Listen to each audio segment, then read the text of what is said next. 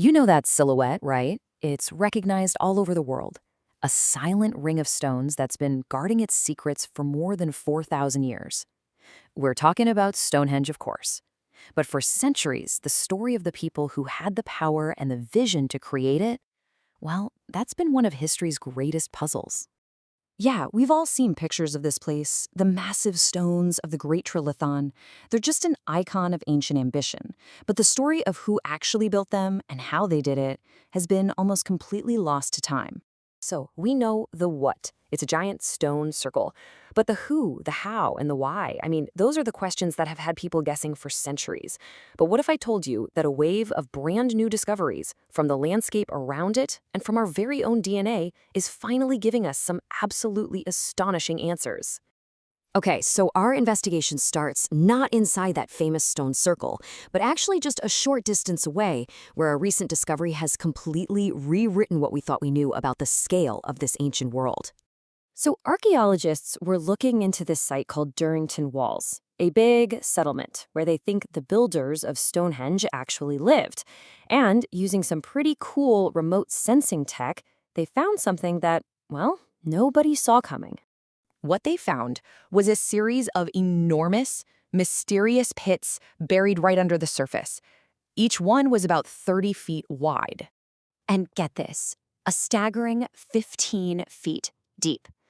To put that in perspective, that's like burying a double-decker bus underground and then doing it over and over and over again. And these weren't just random holes in the ground. No way. They formed a perfect mile-wide circle of these colossal shafts, all precisely spaced and dug around 4,000 years ago. This tells us Stonehenge wasn't just a monument, it was the heart of a massive, structured, monumental landscape. So you gotta ask, what was the point of all this incredible work? Well, archaeologist Vincent Gaffney thinks it was a huge spiritual statement.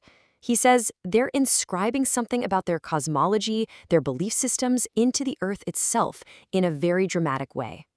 All right, let's switch gears, because the next part of this story has a plot twist that honestly nobody saw coming. And the clues for this one, they don't come from the ground. They come from inside our own DNA. Okay, so you need to know about two key groups in this story. On one hand, you've got the original Stonehenge builders. These were descendants of Europe's very first farmers. And on the other, you have a new group that arrived in Britain around 2400 BC, the Bell Beaker people.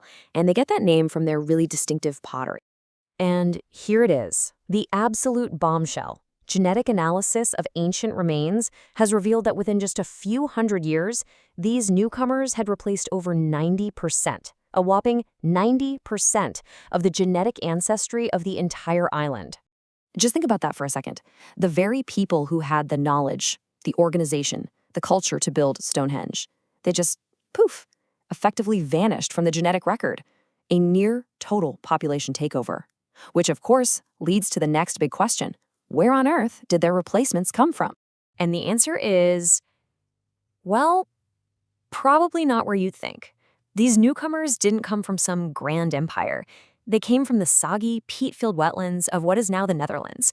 As geneticist David Reich put it, the Netherlands seemed like the most boring place in the world, but it turned out to be perhaps the most interesting place in Europe.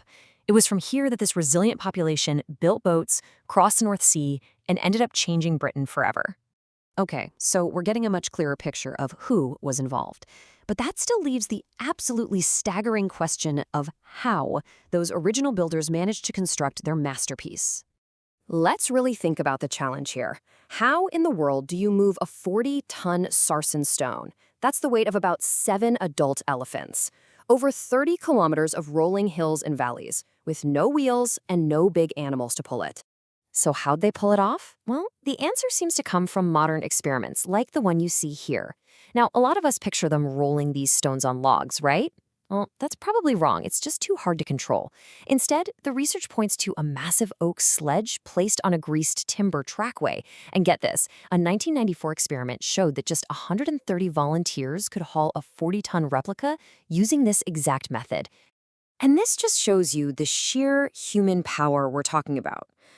Look at these numbers. Hauling one of those 40-ton stones uphill would have taken around 200 people. Raising one of the 10-ton lintels into place, about 90 people. This wasn't just an engineering marvel.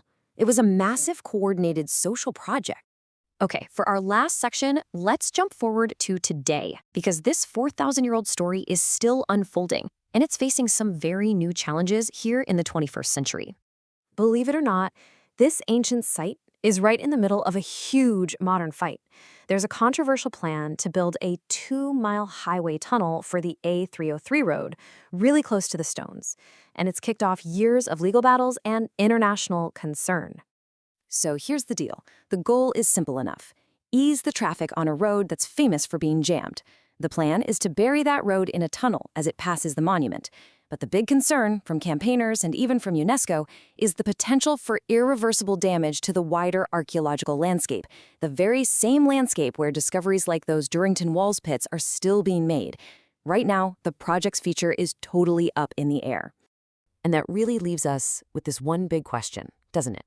Stonehenge is so much more than a circle of stones. It's the heart of this vast, sacred landscape. It's a story of cosmology, migration, and incredible human spirit. And as science keeps revealing these breathtaking secrets from its past, the question for all of us is, how do we best protect its future?